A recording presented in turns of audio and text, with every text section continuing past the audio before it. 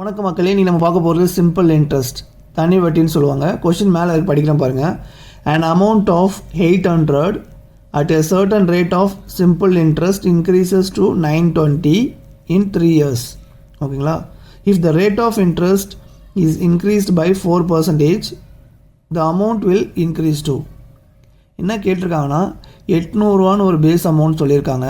அது வந்து 920 இன்க்ரீஸ் ஆகுது 3 வருஷத்துக்குள்ளே. ஓகேங்களா? 3 இயர்ஸ் கொடுத்துருக்காங்க.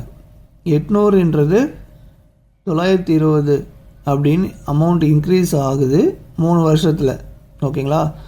நெக்ஸ்ட் என்ன கேட்டிருக்காங்கன்னா, சப்போஸ் வட்டி விகிதம் ரேட் ஆஃப் இன்ட்ரெஸ்ட் வந்து 4% இன்க்ரீஸ் ஆச்சுன்னா இந்த அமௌண்ட் வந்து எவ்வளோ இன்க்ரீஸ் ஆகிருக்கும், அதுதான் கொஸ்டின். ஓகேங்களா? இது ரொம்ப சிம்பிள். அப்போது நம்ம 4% இன்க்ரீஸ் ஆகிடுச்சுன்னா எவ்வளோ அமௌண்ட் இன்க்ரீஸ் ஆகிருக்குன்னு கேட்குறாங்க.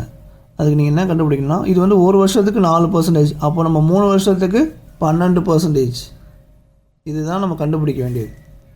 இந்த 12% நம்ம கண்டுபிடிக்க வேண்டியது. ஓகேங்களா? எப்படி கண்டுபிடிக்கணும்னா, பேஸ் அமௌண்ட்லேருந்து தான் கண்டுபிடிக்கணும். பேஸ் அமௌண்ட் 800, இதில் வந்து 12% நம்ம கண்டுபிடிக்கணும். கண்டுபிடிச்சி கடைசியாக இன்க்ரீஸ் ஆகிருக்குல்ல, இந்த அமௌண்ட் கூட நீங்கள் ஆட் பண்ணிங்கன்னா உங்களுக்கு ஆன்சர் கிடச்சிரும். ஓகேங்களா? ஸோ 800ல் 12% எப்படி கண்டுபிடிக்கணும் நான் சொல்கிறேன், நல்லா நோட் பண்ணிக்கோங்க. மைண்ட் கால்குலேஷன்லேயே போட்டுடலாம், பெண்ணெலாம் நீங்கள் யூஸ் பண்ணவே தெரியல. நல்லா பார்த்துங்க.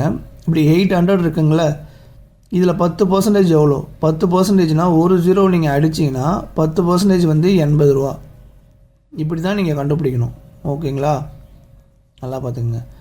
இப்போ இதில் 1% கண்டுபிடிக்கணும்னா 2 0 கேன்சல் பண்ணணும். அப்போது 1% வந்து 8 ரூபா.